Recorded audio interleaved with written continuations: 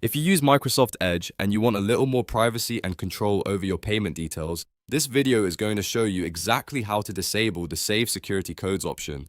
This is a quick but useful setting to know, especially if you don't want Edge storing security codes when you're filling out payment information online. And if this tutorial helps, make sure to hit that like button and subscribe for more simple step-by-step tech guides. Alright, let's jump right in. First, open Microsoft Edge on your computer. Once the browser is open, look to the top right corner and click the three-dot menu. This opens the main Edge menu where you can find all of your browser settings. From here, click Settings. That will take you into the full settings area for Microsoft Edge. On the left side, or sometimes in the main settings list depending on your version, look for Passwords and Autofill. Click on that section to open the autofill related options. Now select Payment Methods. This is where Edge manages saved payment information and related convenience features. In this menu, look for the option called Save Security Codes. By default, this may be turned on if Edge is allowing you to store card security codes for faster checkout. If you want to disable it, simply toggle the switch off. Once the toggle is off, Microsoft Edge will stop saving security codes for payment forms. That means your checkout process will still work, but the browser will no longer store that extra sensitive code for you. This is a great option if you prefer to enter your security code manually each time,